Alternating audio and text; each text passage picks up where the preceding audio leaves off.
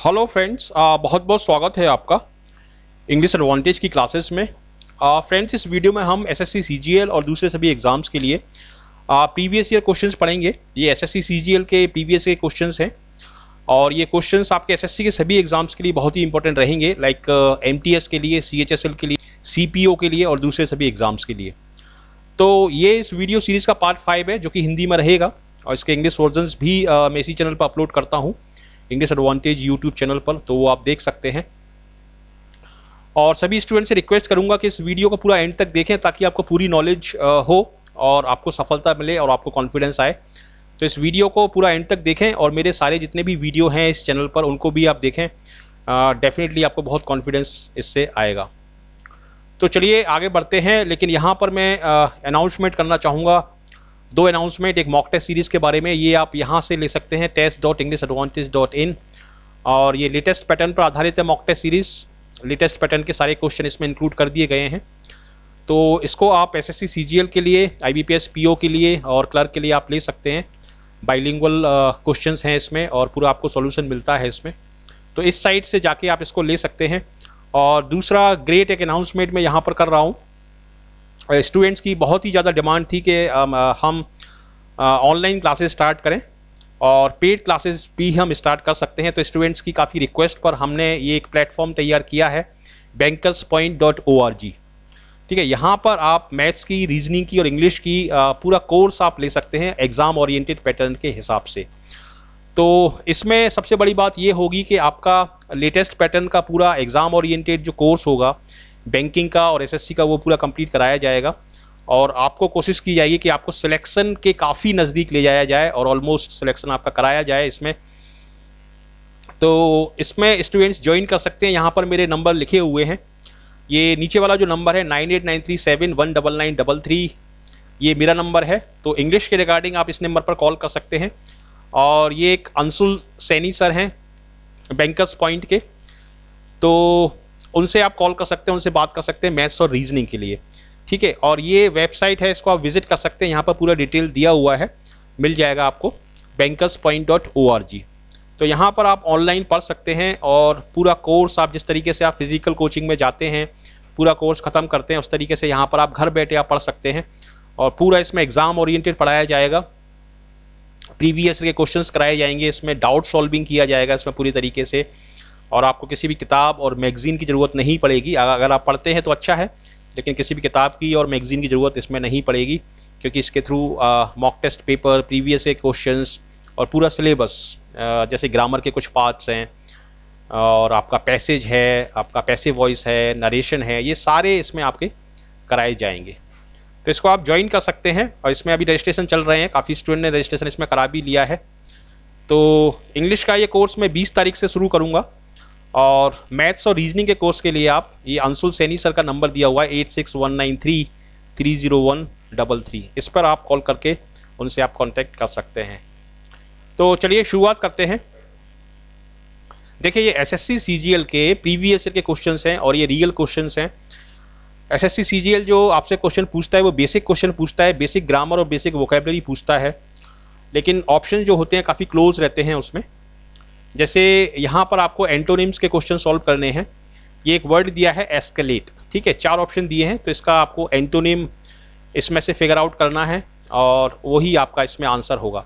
तो एस्केलेट का मतलब होता है ऊपर चढ़ना, ठीक है। तो प्राइसेस के सेंस में भी हम इसको यूज़ करते हैं कि प्राइसेस आर एस्केलेटिंग, ठीक है। तो यहाँ पर आपके 2 ऑप्शन दिए हैं, एक तो डिक्रीज और डिसेंड। डिसेंड हम नॉर्मली यूज़ करते हैं नीचे आने के सेंस में, सीढ़ियों से नीचे आने के सेंस में। तो इसमें काफ़ी क्लोज हैं, ये दोनों ही एकदम सही हैं, लेकिन एसएससी ने इसको डिक्रीज इसका सही उत्तर माना है।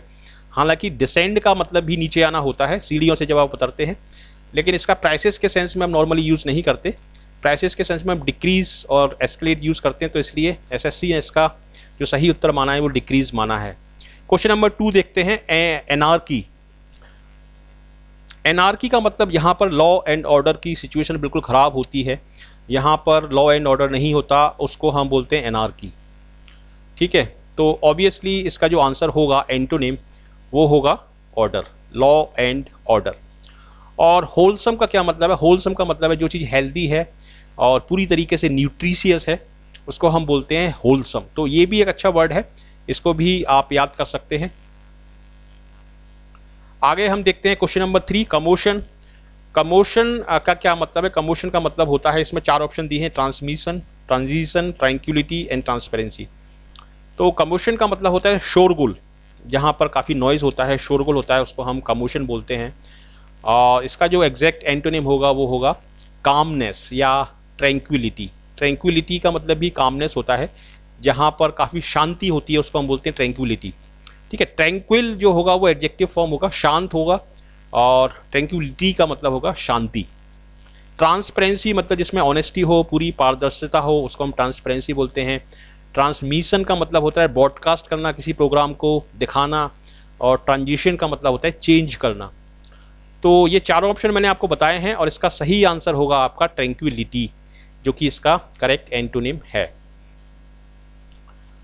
चलिए आगे बढ़ते हैं। मोनोटोनी। मोनोटोनी का मतलब क्या है? 4 ऑप्शन इसमें दिए हैं, इंथुजियाज्म, वैरायटी, रिपीटेटिवनेस एंड सिंगुलैरिटी। तो इसका आंसर आप बताइए क्या होगा? इसका आंसर होगा वैरायटी, क्योंकि मोनोटोनी में हम एक ही चीज़ को बार बार देखते हैं या करते हैं। ठीक है, उसमें एक ही चीज़ होती है, इसलिए उससे हम बोर हो जाते हैं। वैरायटी में अलग अलग चीज़ें होती हैं, तो इसलिए यहाँ पर आपका जो सही आंसर होगा वो होगा वैरायटी। और सिंगुलैरिटी का क्या मतलब है? सिंगुलैरिटी का मतलब है कि काफ़ी अच्छा और काफ़ी ऑसम, आउटस्टैंडिंग, उस सेंस में हम सिंगुलैरिटी का यूज़ करते हैं। जैसे सिंगुलर परफॉर्मेंस मतलब बहुत ही अच्छी परफॉर्मेंस। तो इस तरीके से यहाँ पर इसका आंसर होगा आपका सी। अब हम आगे देखते हैं लेटर। ये भी एक अच्छा वर्ड है और काफ़ी कंफ्यूजिंग इसमें ऑप्शंस दिए हैं, अर्लियर, लेटर, बिफोर और फॉर्मर। तो लेटर एक्चुअली एक एडजेक्टिव है। जैसे लेटर पार्ट अगर मैं बोलूँ तो इसका मतलब होगा बाद वाला हिस्सा। फॉर्मर पार्ट मतलब पहले वाला हिस्सा। तो एक एडजेक्टिव है ये। जैसे हम बोलते हैं फॉर्मर प्राइम मिनिस्टर, मतलब पहले वाले जो प्राइम मिनिस्टर हैं। ठीक है, तो लेटर का यहाँ पर जो एंटोनिम होगा वो होगा फॉर्मर। ठीक है, अर्लियर और लेटर ये समय के सेंस में इस्तेमाल किए जाते हैं। अर्लियर मतलब पहले और लेटर मतलब बाद में, समय के हिसाब से, ये पोजीशन के हिसाब से या फिजिकल सेंस में हम इसका यूज़ करते हैं। जैसे later part of the story, ठीक है, इसका हम यूज़ फिजिकल सेंस में करते हैं। इसको इन दोनों वर्ड का यूज जो हम करते हैं वो टाइम के हिसाब से करते हैं। जैसे हम बोलते हैं कम लेटर, बाद में आना। ठीक है, तो समय के हिसाब से इसका यूज़ होता है इन दोनों वर्ड्स का, जबकि इसका फिजिकल सेंस में यूज होता है। तो इसलिए यहाँ पर आपका जो आंसर होगा वो होगा फॉर्मर। और यहाँ से आपका सेकंड पार्ट स्टार्ट होगा। सेकंड पार्ट कैंडिड है। कैंडिड का क्या मतलब है? इसमें 4 ऑप्शन दिए हैं, over confident, arrogant, careless and Frank. तो एरोगेंट का मतलब होता है घमंडी, केयरलेस मतलब लापरवाह, तो कैंडिड का मतलब होता है एकदम ऑनेस्ट और फ्रैंक। तो बी इसमें आपका आंसर होगा। Question number 7, jealous. ये वाला जो जेलस है ये जील से बना है। ये वाला जो जील है, ZEAL, ठीक है, इस जील का मतलब होता है उत्साह। तो जेलस का मतलब हो गया उत्साही यानी इंथुजियास्टिक। और इंथुजियास्टिक के लिए एक जो वर्ड है वो है आर्डेंट। जैसे I am the ardent fan of Shahrukh Khan, मैं शाहरुख खान का आर्डेंट फैन हूँ, मतलब इंथुजियास्टिक फैन हूँ। ठीक है, तो यहाँ पर जेलस का होगा आर्डेंट। इम्पेशेंट का होगा जिसको थोड़ा सा सब्र नहीं है, बेसब्र जो है उसको हम बोलेंगे इम्पेशेंट। और ये जो जेलस है इसका मतलब होता है किसी से चिढ़ना या जलना, उसको हम बोलते हैं जेलस। फ्यूरियस मतलब गुस्से वाला, बहुत ज़्यादा गुस्से में, उसको हम बोलते हैं फ्यूरियस। तो यहाँ पर सही आंसर होगा आपका आर्डेंट। क्वेश्चन नंबर 8 देखते हैं हम, इंडस्ट्रियस। और इसमें एक रिलेटेड वर्ड दिया है इंडस्ट्रियल।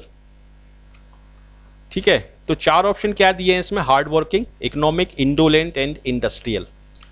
इंडस्ट्रियस जो वर्ड है ये बना हुआ है इंडस्ट्री से, और इंडस्ट्री का मतलब होता है मेहनत करना। तो जो व्यक्ति इंडस्ट्रियस होगा वो हार्ड वर्किंग होगा। तो यहाँ पर आपका आंसर होगा हार्ड वर्किंग। इंडस्ट्रियल का मतलब है इंडस्ट्रीज या मैन्युफैक्चरिंग से संबंधित। ठीक है, इंडोलेंट का मतलब होता है लेजी या आलसी या लेथार्जिक। और इकोनॉमिक का मतलब होता है जो कम पैसे खर्च करता है, इकोनॉमिकल जिसको हम बोलते हैं। ठीक है, तो यहाँ पर आपका आंसर होगा हार्ड वर्किंग। फीजेबल, 4 ऑप्शन दिए हैं, इसमें भी आपको सिनोनिम बताना है, practical, practicable, accurate and accentuate, 4 word दिए हैं इसमें। तो फीजेबल का क्या मतलब है? फीजेबल का मतलब होता है कोई भी ऐसा काम जिसको आप आसानी से कर सकें, जिसको आप प्रैक्टिकली जो पॉसिबल है जिसको करना। फॉर एग्जाम्पल आप बोलें कि मुझे मून पर जाना है और मून पर जाके अपना एक बंगलो बनाना है, अपना एक घर बनाना है, तो ये विचार तो काफ़ी एक्साइटिंग हो सकता है लेकिन ये फीजेबल नहीं है। तो इसीलिए इसको हम बोलेंगे प्रैक्टिकेबल। इसका जो सिनोनिम होगा वो होगा प्रैक्टिकेबल। मतलब प्रैक्टिकेबल मतलब जिसको अप्लाई किया जा सकता है, जिसको रियलिटी में किया जा सकता है, उसको हम बोलते हैं प्रैक्टिकेबल। और प्रैक्टिकल जो है ये थ्योरी का उल्टा है। प्रैक्टिकल और थ्योरी, जैसे कॉलेजेस में आपने सुना होगा प्रैक्टिकल होता है और थ्योरी होती है, तो ये उसका उल्टा है। लेकिन यहाँ पर फीजेबल का जो सही सिनोनिम होगा वो होगा प्रैक्टिकेबल। अगर आपको ये 2 ऑप्शन मिलते हैं एग्जाम में तो आपका सही आंसर होगा प्रैक्टिकेबल। एक्यूरेट बिल्कुल सही, और एक्सेंचुएट का मतलब होता है हाईलाइट करना, किसी चीज़ पर जोर डालना। तो इस तरीके से ये आपके क्वेश्चंस हैं। स्पाउस का क्या मतलब है? 4 ऑप्शन है, choose, adjust, apply and support. ये काफ़ी बार पूछा गया है एसएससी एग्जाम में और ये बैंकिंग एग्जाम में भी काफ़ी बार आया है ये वर्ड। स्पाउस का मतलब होता है किसी को सपोर्ट करना, किसी को बैक करना। ठीक है, बैक माने भी सपोर्ट होता है, BAC के। और यहाँ पर आपका जो आंसर होगा वो होगा सपोर्ट। देखिए यहाँ से आपका स्पॉटिंग एरर का पार्ट शुरू हो गया और ये रियल क्वेश्चन है। ठीक इसी तरीके के क्वेश्चन आपके एसएससी एग्जाम में आएंगे जिसमें आपकी बेसिक ग्रामर आपकी चेक की जाती है। This is our second reminder and we are much surprised at receiving no answer from you. देखिए this is our second reminder, यहाँ तक इसमें कोई गलती नहीं है। आगे पढ़ते हैं। And we are much surprised, ये जो मच लगाया जाता है ये ईडी फॉर्म से पहले लगाया जाता है, तो ईडी फॉर्म से पहले मच लगा हुआ है, इसका मतलब ये सही है। अब आ जाते हैं यहाँ पर लगा हुआ है सरप्राइज के बाद हम एट लगाते हैं, तो ये भी सही है। एट के बाद, चूंकि एट एक प्रपोजिशन है, एट के बाद हम वर्ब का जेरेंड फॉर्म लगाते हैं यानी नाउन फॉर्म लगाते हैं, तो ये भी सही है इसमें। ठीक है, आंसर के बाद फ्रॉम यू मतलब आपसे कोई आंसर नहीं आया, तो ये भी सही है। तो इसका मतलब इसका जो आंसर होगा वो होगा आपका डी, यानी कि नो एरर। क्वेश्चन नंबर 12 देखते हैं। I may not be able to attend to the function. देखिए कितना सिंपल क्वेश्चन है, बिल्कुल सिंपल क्वेश्चन है और इसमें भी काफ़ी स्टूडेंट कंफ्यूज हो सकते हैं। तो इसका आंसर क्या होगा? I may not be able to attend the function. ये टू नहीं आएगा। एक फ्रेजल वर्ब होता है सी टू या अटेंड टू, लेकिन उनका मतलब अलग होता है। उसका मतलब होता है किसी चीज़ का ध्यान रखना, जैसे सी टू इट मतलब इस चीज़ का आप ध्यान रखना, इस चीज़ को आप देखना। ठीक है, तो अटेंड के बाद हम टू नहीं लगाते, मतलब इस सेंस में जब हम किसी पार्टी को, किसी फंक्शन को अटेंड करते हैं, ज्वाइन करते हैं, तो उस सेंस में हम अटेंड के बाद टू नहीं लगाते। लेकिन अटेंड टू भी एक फ्रेज होता है, अटेंड टू या सी टू इट, मतलब उस चीज़ का ध्यान रखना। लेकिन यहाँ पर टू का प्रयोग इसमें नहीं होगा और यहाँ पर जो आपका आंसर होगा वो होगा सी। क्वेश्चन नंबर 13 देखते हैं। At his return we ask him many questions. क्या इसमें गलती हो सकती है? काफ़ी अच्छा ये क्वेश्चन है। अब देखिए यहाँ पर वी आस्क्ड हिम, ये सही है। मैनी क्वेश्चन, मैनी के बाद एस लगा हुआ है, ये भी सही है। इसमें गलती एक्चुअली इस इडियमेटिक एक्सप्रेशन में है और यहाँ पर हमको बोलना चाहिए ऑन हिज रिटर्न, उसके लौटने पर हमने उससे काफ़ी क्वेश्चन पूछे। तो ये सही जो फ्रेज़ है, सही जो इडियमेटिक एक्सप्रेशन है वो होता है ऑन हिज रिटर्न। ठीक है, तो ये वाला वर्ड जो है ये गलत है इसमें और ए इसमें आपका आंसर होगा। क्वेश्चन नंबर 14 देखते हैं। She is very angry at him. इस तरह के क्वेश्चन भी काफ़ी आते हैं, एग्री के और एंग्री के। तो इसमें आप देखिए एंग्री के बाद हम 2 चीज़ें लगाते हैं, एक एट लगाते हैं और एक विद लगाते हैं। विद हम तब लगाते हैं जब हम किसी व्यक्ति से एंग्री होते हैं और एट हम तब लगाते हैं जब हम किसी सिचुएशन से एंग्री होते हैं, किसी ऑब्जेक्ट से एंग्री होते हैं। For example I am angry at his refusal. ठीक है, यहाँ पर मैं एट लगाऊंगा और I am angry with him. तो यहाँ पर हम किसी व्यक्ति से एंग्री होने की बात कर रहे हैं, तो इसलिए यहाँ पर एट ना आते हुए यहाँ पर हम लगाएंगे विद और इसका जो आंसर होगा वो होगा सी। क्वेश्चन नंबर 15 देखते हैं। You should be always grateful to your mentor. Mentor मतलब जो आपको गाइड करता है, जो आपको रास्ता दिखाता है, उसको हम बोलते हैं मेंटोर। लेकिन इसमें क्या गलती हो सकती है? मेरे हिसाब से इसमें ऑलवेज यहाँ पर आना चाहिए शुड बी के बाद, लेकिन एसएससी ने ये इसी तरीके से क्वेश्चन दिया था एग्जाम में, तो ये पार्ट तो सही है इसमें, लेकिन ग्रेटफुल की स्पेलिंग गलत है इसमें, GRATE होगा। ठीक है, तो कभी कभी इस तरह के क्वेश्चंस भी आ जाते हैं, और बी इसमें आपका आंसर होगा। और यहाँ पर हम फिलर्स देखते हैं। Mr and Mrs Joshi go for a walk before dinner. मतलब मिस्टर और मिसेज जोशी खाना खाने से पहले वॉक के लिए जाते हैं। ठीक है, Mr and Mrs Joshi go for a walk before dinner, dinner से पहले, ना कि डिनर के बाद। और तो यहाँ पर आपको किस तरीके की वो वॉक हो सकती है वो यहाँ पर आपको लिखना है। स्लो होगी, ब्रिस्क होगी, वाइब्रेंट होगी, या विवेसियस होगी। तो यहाँ पर जो सही आंसर होगा वो ब्रिस्क होगा। ब्रिस्क का मतलब होता है एकदम तेजी से, एकदम फुर्ती से किसी काम को करना। ठीक है, और वाइब्रेंट और विवेसियस, विवेसियस का मतलब चीयरफुल होता है, वाइब्रेंट का मतलब उत्साही होता है। तो यहाँ पर ब्रिस्क क्यों लगाया, स्लो क्यों नहीं लगाया? क्योंकि यहाँ पर हम बात कर रहे हैं बिफोर डिनर की। तो जब बिफोर डिनर, डिनर खाने से पहले जब हम तेज तेज चलेंगे, एकदम एक्साइटेड होकर चलेंगे, तेज तेज चाल में चलेंगे, तो हमारा जो एनर्जी है वो कंज्यूम हो जाएगी और हमें तेज़ी से भूख लगेगी। तो यहाँ पर अगर कॉमन सेंस आप अप्लाई करें तो ब्रिस्क यहाँ पर आपका सही आंसर होगा। हालांकि स्लो भी आप लगा सकते हैं, मतलब स्लो लगा के भी इसमें सेंस बन सकता है, लेकिन लॉजिकली यदि आप अप्लाई करें, लॉजिक अप्लाई करें, तो ब्रिस्क इसमें आपका सही आंसर होगा, क्योंकि बिफोर डिनर की यहाँ पर बात हो रही है। तो इसलिए बी इसमें आपका सही आंसर होगा। 17 देखते हैं। वेट गेन और weight loss is not good for health. ठीक है, मतलब जरूरत से ज़्यादा वेट का बढ़ जाना और जरूरत से ज़्यादा वेट का कम हो जाना हेल्थ के लिए सही नहीं है। ये चीज़ हम यहाँ पर बोलना चाहते हैं। तो ज़रूरत से ज़्यादा के लिए क्या वर्ड है? ज़रूरत से ज़्यादा के लिए वर्ड है एक्सेसिव। एक्सेसिव, ठीक है, ये यहाँ पर आपका आंसर होगा एक्सेसिव। एक्सटेंसिव मतलब थोड़ा सा डिटेल्ड फॉर्म में कोई चीज़। एक्सप्लोसिव मतलब हम बोलते हैं बारूद वगैरह को, उसको हम बोलते हैं एक्सप्लोसिव। एक्सप्रेसिव मतलब अपने विचारों को व्यक्त करना। तो यहाँ पर आपका जो सही आंसर होगा वो होगा एक्सेसिव। एक्सेसिव, ठीक है, एक्सेसिव वेट गेन और weight loss is not good for health. काफ़ी अच्छा ये क्वेश्चन है, और ये जो मैं आपको इस समय पढ़ा रहा हूँ पूरा ये एग्ज़ाम ओरिएंटेड कंटेंट है, लेकिन इससे भी 100 गुना अच्छा मैं अपनी जो ऑनलाइन क्लासेस मेरी शुरू हो रही हैं उसमें मैं पढ़ाऊँगा आपको, और वहाँ पर पूरा एग्ज़ाम ओरिएंटेड कोर्स होगा, और डेफिनेटली उससे आपको सफलता मिलेगी एसएससी में और बैंकिंग में, दूसरे सभी एग्ज़ाम में।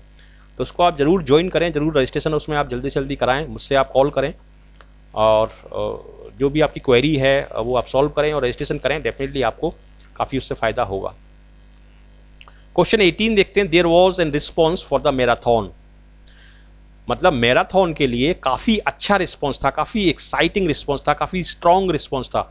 देखिए, जब एक्साइटमेंट में स्ट्रॉन्ग फीलिंग भी इंक्लूड हो जाती है तो उस वर्ड को हम बोलते हैं ओवरवेलमिंग। ओवरवेलमिंग का मतलब है कि जो रिस्पॉन्स आया उसमें एक्साइटमेंट भी था और लोगों के अंदर एक स्ट्रॉन्ग इमोशन जुड़े हुए थे। ठीक है, इसलिए हम ओवरवेलमिंग को डिज़ायर के साथ भी यूज़ करते हैं, ओवरवेलमिंग डिज़ायर। तो यहाँ पर आपका सही आंसर होगा ओवरवेलमिंग। ओवरराइडिंग का मतलब होता है किसी चीज़ का सबसे ज़्यादा इम्पोर्टेंट होना, ओवरराइडिंग। सपोज 3-4 चीज़ें हैं, आप किसी जॉब के लिए जा रहे हैं तो वहाँ पर सबसे ज़्यादा इम्पोर्टेंट क्या है? आपकी एबिलिटी सबसे ज़्यादा इम्पोर्टेंट है बाकी सारी चीज़ों से। ठीक है, तो एबिलिटी वहाँ पर जो है वो ओवरराइडिंग फैक्टर है, मतलब सबसे ज़्यादा इम्पोर्टेंट है। तो इसलिए ओवरवेलमिंग रिस्पॉन्स के साथ हम ओवरवेलमिंग वर्ड लगाते हैं, और डिज़ायर के साथ भी इसको लगाते हैं। तो इसलिए यहाँ पर ओवरवेलमिंग जो वर्ड होगा वो आपका सही आंसर होगा। 19 देखते हैं। The fireman manage to put the fire. मतलब फायरमैन ने आग को बुझा दिया। अब आग को बुझाने के लिए आपको एक वर्ड चाहिए जो कि पुट के साथ जुड़ सके। ठीक है, तो पुट के साथ यदि आप पुट आउट इसको कर देते हैं तो पुट आउट का मतलब होता है एक्सटिंग्विश, यानी आग को बुझाना। तो पुट आउट यहाँ पर सही आंसर आपका होगा। पुट ऑफ का मतलब होता है स्थगित करना, पोस्टपोन करना। पुट डाउन और पुट अवे का मतलब रखना या दूर रखना, ये होते हैं। तो यहाँ पर पुट आउट आपका सही आंसर होगा। क्वेश्चन नंबर 20 देखते हैं। फिलर्स के क्वेश्चंस हैं ये। The teacher found many mistakes in my composition when she went. देखिए, मेरे टीचर ने मेरे कंपोजिशन में काफ़ी मिस्टेक ढूंढ निकाली, लेकिन काफ़ी मिस्टेक मेरा टीचर कब निकालेगा? जब वो उसको पढ़ेगा। लेकिन ये सेंटेंस पास्ट में है, तो वेंट के साथ आपको कौन सा वर्ड लगेगा? गो थ्रू का मतलब होता है पढ़ना, और यदि आप पास्ट करें इसका तो पास्ट होगा वेंट थ्रू। ठीक है, तो आप देखिए कंफ्यूज करने के लिए एक तो इसमें दिया है थ्रू और एक दिया है थॉरो। तो सही जो आंसर होगा वो होगा वेंट थ्रू। वेंट थ्रू यहाँ पर आपका सी आपका सही आंसर इसमें होगा। आगे देखते हैं कुछ क्वेश्चन। देखिए PQRS के जो क्वेश्चंस हैं, PQRS के क्वेश्चन इस तरीके से आपके एग्जाम में आएंगे, टीयर 1 में और टीयर 2 में। ये क्वेश्चन नंबर 1 और 6 दिया है। ये है क्वेश्चन नंबर 1, मतलब स्टेटमेंट का पार्ट है 1 और 6। ये पहले इसमें दिए हुए हैं और ये मतलब फिक्स हैं, ये आपको चेंज नहीं करना है। मतलब पहला पार्ट यही होगा और 6 वाला पार्ट यही होगा। इसके बीच वाले जो पार्ट हैं उसको आपको अरेंज करना है। जैसे इवन दो द मूवी अवतार, देखिए इसके बाद even though the movie Avatar is doing wonders at the box office some depict the movie as being racist. इस तरह से ये सेंटेंस बनेगा। तो इवन दो के बाद क्या आएगा? इवन दो द मूवी अवतार, यानी पी आएगा। Movie Avatar is doing wonder, मतलब पी और आर आपके शुरुआत में सेंटेंस बनेंगे। अब पी एंड आर ऑप्शन जो है वो केवल बी में है। ठीक है, बाकी ऑप्शन आपको देखना ही नहीं है। यदि इसमें भी पी आर होता शुरुआत में तो फिर इसमें आप देखते, लेकिन पी आर केवल एक ही में है, तो इसलिए बी आपका आंसर यहाँ पर हो जाएगा। Even though the movie Avatar is doing wonders. ठीक है, हालांकि मूवी अवतार काफ़ी अच्छा कर रही है। कहाँ पर अच्छा कर रही है? Eight the box office. ठीक है, लेकिन इसके बावजूद भी इवन दो का मतलब होता है कि हम कॉन्ट्रास्ट को अप्लाई करते हैं, कॉन्ट्रास्ट बताते हैं कि अवतार मूवी काफ़ी अच्छा कर रही है, लेकिन उसके बावजूद भी some depict the movie as being racist. लेकिन कुछ लोग मानते हैं कि ये जो है इसमें रेसिस्ट या रेसिज्म को दिखाया गया है। Even though the movie Avatar is doing wonders at the box office some depict the movie as being racist. मतलब पी आर के बाद क्यू आएगा और उसके बाद फिर एस आएगा सबसे आखिरी में। तो ये इसका आंसर होगा। क्वेश्चन नंबर 21 देखते हैं। The dollar has been. अब देखिए इसका एक ट्रिक है कि डॉलर हैज़ बीन के बाद यहाँ पर या तो आपको आईएनजी फॉर्म चाहिए या आपको एडजेक्टिव चाहिए। जैसे मैं बोलता हूँ कि I have been busy for the last 30 days, I have been busy, तो यहाँ पर या तो आप एडजेक्टिव लगाओ या आईएनजी फॉर्म लगाओ। ठीक है, तो अब इसको आपको देखना पड़ेगा। देखिए ये एडजेक्टिव है weak, the dollar has been weak for month, तो इसलिए ये वाला सेंटेंस आपका पहले आ जाएगा। इसके पहले the dollar has been weak for month, मतलब क्यू आपका पहला सेंटेंस होगा। अब क्यू इसमें दिया है और इसमें दिया है, मतलब इन दोनों में से एक आंसर है। तो अब इसमें आगे देखते हैं आगे क्या होगा। The dollar has been weak for months. ठीक है, और एंड मार्केट, ये वाला सेंटेंस जुड़ जाएगा क्योंकि एक सेंटेंस हम बोल रहे हैं उसके बाद फिर दूसरा सेंटेंस बोल रहे हैं। The dollar has been weak for month and markets, देखिए इसमें मार्केट्स दिया है तो इसलिए हैव बीन जुड़ जाएगा यहाँ से, एंड मार्केट्स हैव बीन फ्लैटिंग। ठीक है, इस तरह से ये जुड़ जाएगा इसमें। तो यहाँ पर the dollar has been weak for month, पहले आएगा इसमें क्यू और उसके बाद जुड़ेगा पी। ठीक है, और क्यू और पी केवल बी ऑप्शन में है, तो इसलिए बी आपका इसमें सही आंसर हो जाएगा। 22 देखते हैं। She bought her new house for a song, मतलब उसने अपना हाउस फॉर ए सॉन्ग खरीदा। फॉर ए सॉन्ग का क्या मतलब है? फॉर ए सॉन्ग का मतलब है, ये एक इडियम है, इसका मतलब है बहुत सस्ता खरीदा, very cheaply. The rules of the deal are set forth in the brochure, मतलब इस डील के जो रूल हैं वो ब्रोशर में स्टेट किए गए हैं, वहाँ पर उनके बारे में बताया गया है। तो यहाँ पर आपका जो आंसर होगा वो होगा स्टेटेड। एक्सेप्टेड नहीं होते रूल्स को हम एक्सेप्ट नहीं करते, रूल्स को हम स्टेट करते हैं ब्रोशर में। 24 the chairman tried to get his point across but the members guest, ये गेस्ट है actually, members guest wouldn't listen. तो यहाँ पर आपका आंसर क्या होगा? मतलब इसका मतलब क्या है? गेट हिज पॉइंट अक्रॉस का क्या मतलब है? गेट हिज पॉइंट अक्रॉस का मतलब है मेक देम अंडरस्टैंड, अपनी बात को किसी को अच्छे तरीके से समझाना। 25 देखते हैं, he was pulled up by the director of the company, मतलब उसको पुल्ड अप किया गया डायरेक्टर के द्वारा। और पुल्ड अप का क्या मतलब है? पुल्ड अप का मतलब है उसको डांटा गया। और डांटने के लिए क्या वर्ड है? डांटने के लिए वर्ड है रेप्रीमांडेड। ठीक है। ड्रैग का मतलब है खींचना, चीट का मतलब है धोखा देना, असॉल्ट का मतलब है आक्रमण करना। तो इस तरीके से इसमें 25 क्वेश्चन मैंने लिए हैं। इसको आप एक मॉक टेस्ट की तरह भी ट्रीट कर सकते हैं, और ये रियल क्वेश्चन है। सेम इसी तरीके के क्वेश्चन आपके एग्ज़ाम में आएंगे। और मेरी जो ऑनलाइन क्लासेस है उसमें मैं आपको इससे भी अच्छा कंटेंट और इससे भी एक्सटेंसिवली मैं आपको पढ़ाऊंगा, और उसमें मेरी कोशिश रहेगी कि ज़्यादा से ज़्यादा स्टूडेंट का सिलेक्शन हो और उनको सफलता मिले, उनका पर्पस पूरा हो। तो कैसा लगा आपको ये वीडियो? अगर अच्छा लगा, यूज़फुल लगा, तो ज़रूर इसको लाइक करें, शेयर करें अपने ज़्यादा से ज़्यादा फ्रेंड्स के साथ, और कमेंट करके मुझे बताएं।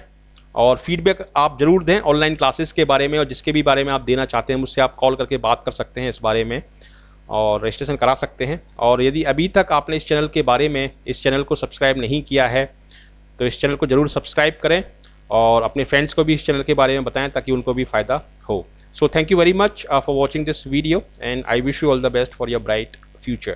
Thank you.